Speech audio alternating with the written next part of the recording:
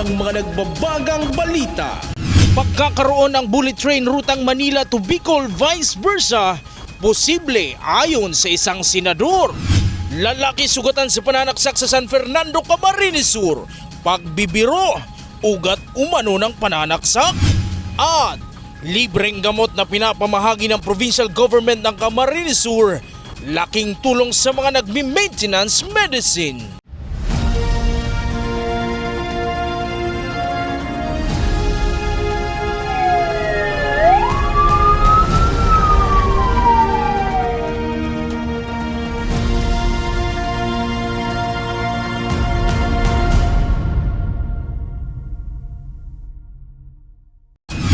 Magandang gabi, narito ang mga may init na balita sa Camarines Sur.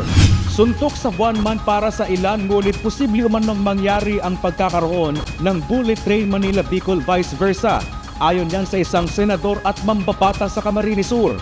Narito ang report. Mula noong natigil ang operasyon ng Bicol Express o biyahe ng PNR Manila-Bicol vice versa noong 2012, tanging ang biyahe ng tren Camarines Sur papuntang Albay ang operational na lang. Dahil na rin sa epekto ng mga bagyo at luma ng kagamitan ay natigil na ang Manila-Bicol route ng PNR. Ngunit ayon sa isang senador, dapat nang i-upgrade ang daang bakal sa Bicol Region patungo Metro Manila vice versa nang mas mabilis at mas komportable sa mga commuter.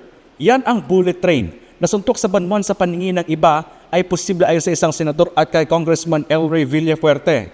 Sabi nila suntok sa buwan, malay mo makadali. At ang totoo, nakipag-meeting na kami sa Maynila. At hindi naman talaga suntok sa buwan. Maraming interesado. Sa totoo lang, yung mga Hapon, nakipag-meeting kami sa JICA, kung makapackage tayo ng magandang project, palagay ko mabebenta natin, magpipinance sila. Ang problema, yung dati, yung sa China project, hindi maganda yung single truck unelectrified. Parang ang bagal naman, baka abutin na naman tayo ng siyam-siyam. Ang pangarap natin, Lawag to Manila to Naga.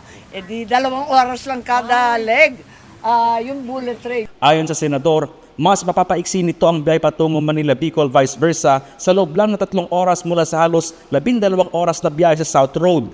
Lumalala pa daw ito ayon pa sa senador dahil sa kaliwat kanang road repair sa Andaya Highway dahil sa maling disenyo ng kalsada. Bakit dito inaabot ng 15, 18, 20 oras pa daw?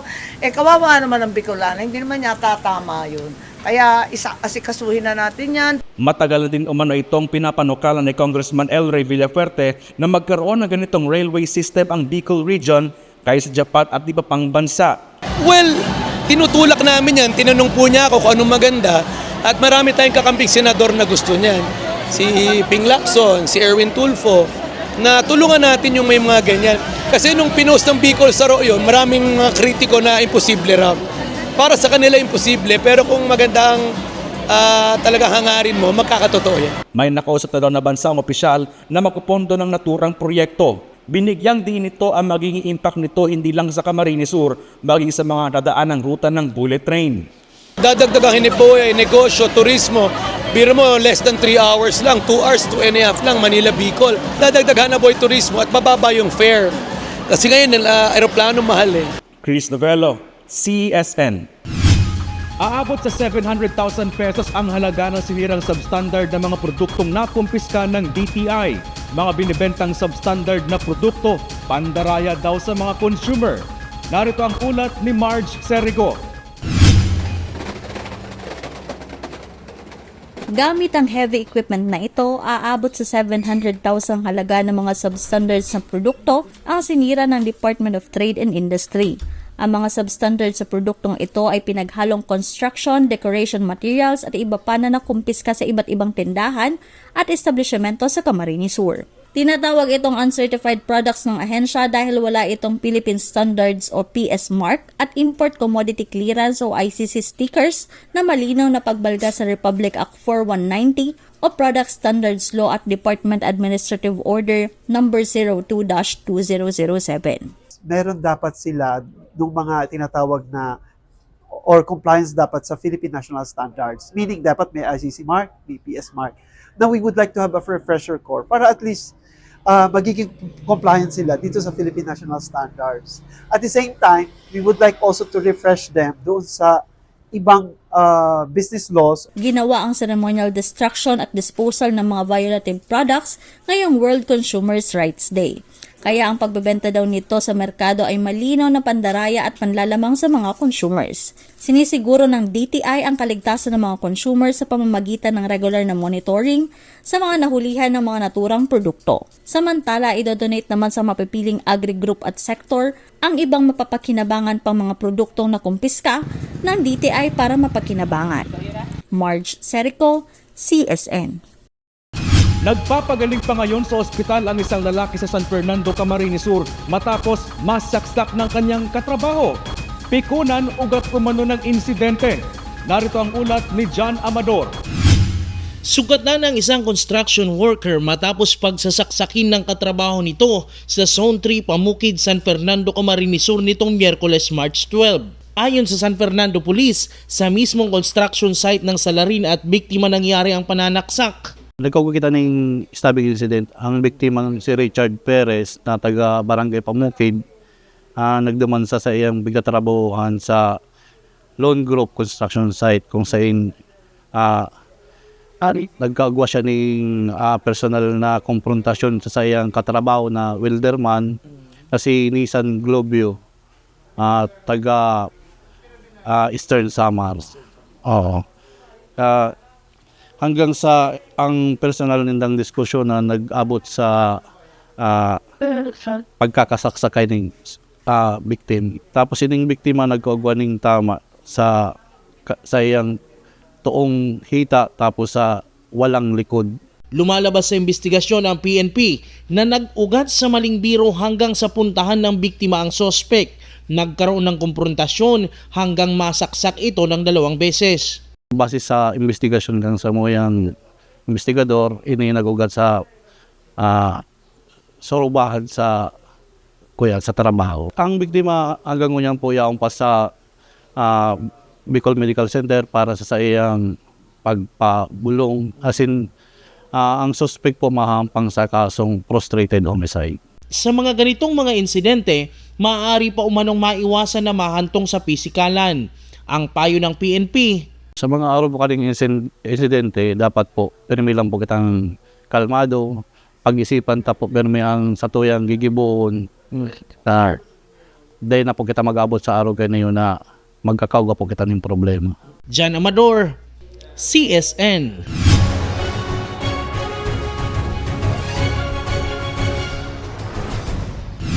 Matagal na umanong hinaing ng mga residente sa Barangay Del Rosario, Milaor, Camarines Sur ang mga nakatambak na basurang hindi naman umano sa kanila na mula pa daw sa ibang lugar.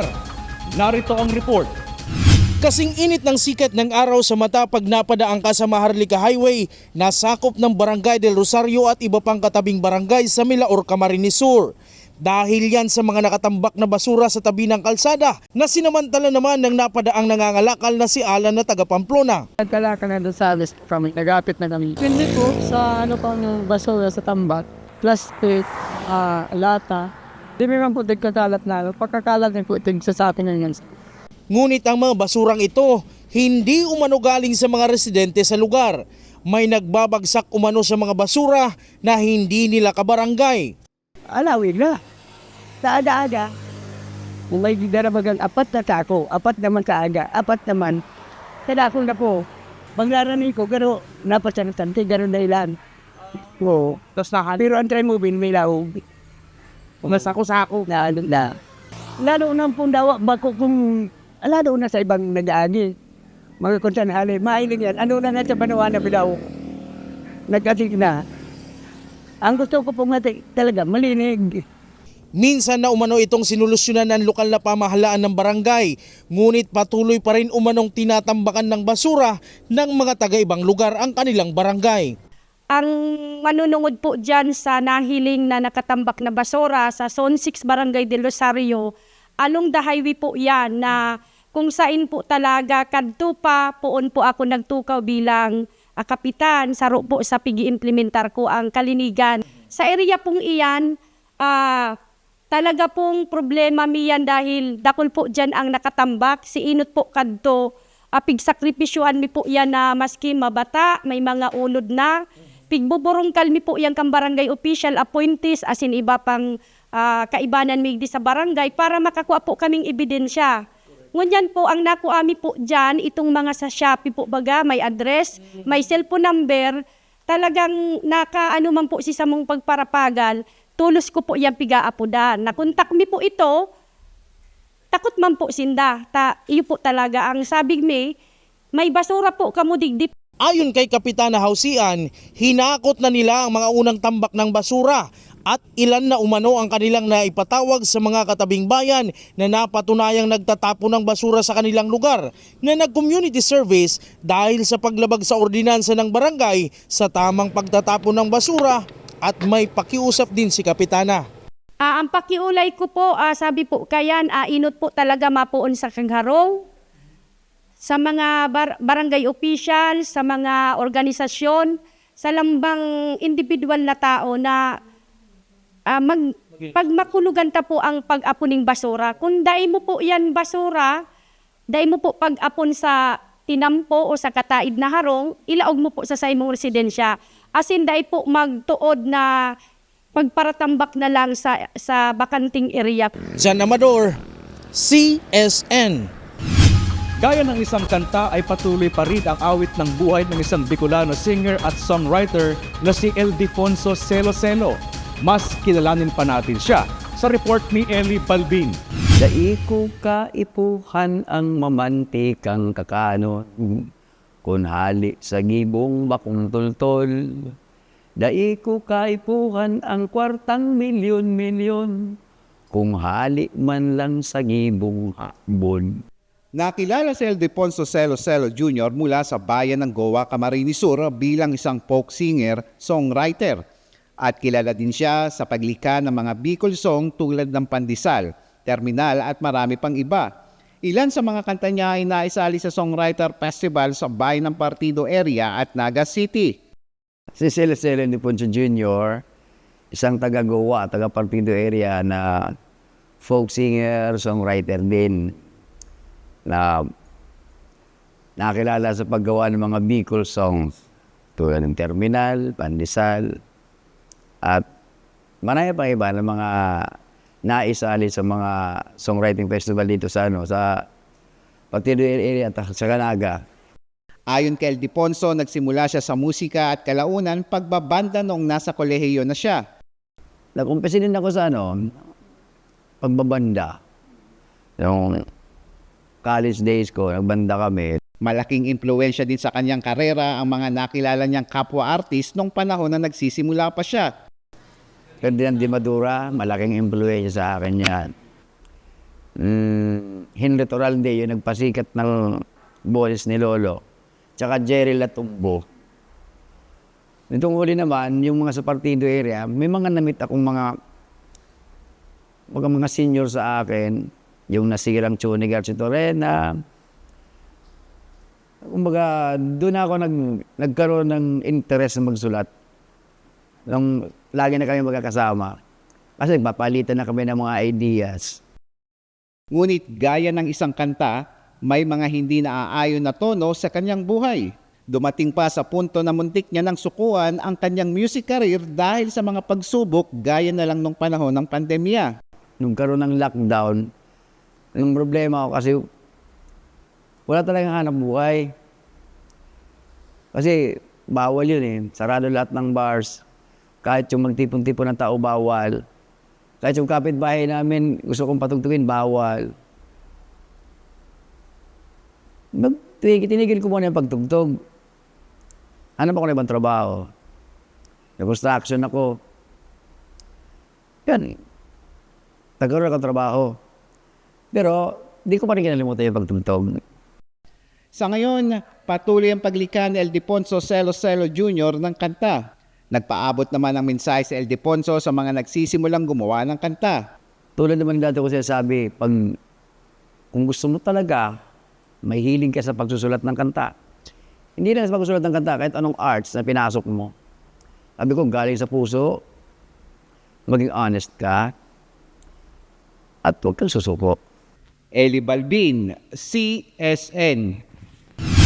Abot tenga ang ngiti ng mga estudyante sa Libmanan, Camarines Sur matapos itong mahandugan ng school bags ni Governor Luigi Villafuerte. Narito ang ulat. Binisita ni Governor Luigi Villafuerte ang Eduardo Agumaan National High School sa Barangay Duanyog, Libmanan, Camarines Sur. Masaya itong sinalubong ng mga mag-aaral at mga guro. Nasa 403 estudyante ang nabigyan ng school bag. Labis naman ang pasasalamat ng mga estudyante nang malaman nila na papatayuan sila ng covered court. Nagpapasalamat naman ang mga estudyante dahil sa wakas ay matutupad na ang kahilingan nila na magkaroon ng maayos na covered court. Maraming salamat po, Gob, dahil bibigyan po kami ng covered court sa loob ng ilang taon. Magkakaroon na po at tinupad niyo ang aming hiling. Maraming salamat po, Gob! Samantala, nahandugan naman ng food packs ang nasa 700 na residente ng Barangay Tinangkihan. Eli Balbin, CSN.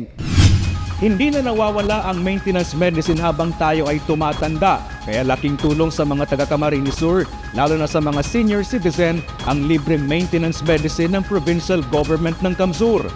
Narito ang ulat ni Marge Serico.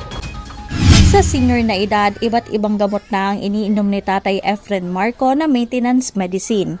Ilan sa mga ito ay maintenance sa kanyang blood sugar, high blood at iba pa. Sa dami ng maintenance medicine na kanyang iniinom ay malaking gastos daw inilalaan niya dito kada buwan. Kaya malaking tulong para sa kanya ang libreng maintenance medicine sa katulad niyang senior citizen na binibigay ng Provincial Health Office ng Camarines Sur. Ay kung ubuson po ni yung reseta sa kuya, mag-maintain ako, iniyong ko na pag-maintain ko po ng 1/2 year, 6 months, 2 or 3.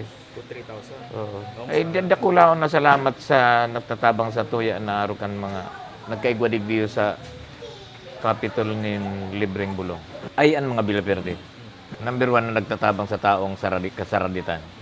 Maliban sa maintenance medicine ay available din ang multivitamins of all ages na libreng pinamimigay sa mga taga Camarines Sur. Tuloy-tuloy din ang pag-iikot ng medical services on wheels ng provincial government ng Camarines Sur sa pamumuno ni Governor Luigi Villafuerte para maihatid sa mga komunidad ang dekalidad na medical and dental services. Arami po na kadaklan mo, kadakon na pamilya, kadakon mga magurang, kadakon mga tao, ang sarong problema din po kung sa itinda makukuha ang kwarta pambayad sa bulong. So maintenance medicine. Sabi namin, abot na namin mga balang tao, kaya since January, kada bulan, kami na po ang nagdi-deliver ng bulong monthly maintenance sa mga kabarangay. Marge Serico, CSN. At yan ang mga may init na balita ngayong araw sa Camarines Sur. Kami ang Kamsur News. Ako po si Chris Novello. Diyos mabalos sa pagtitiwala.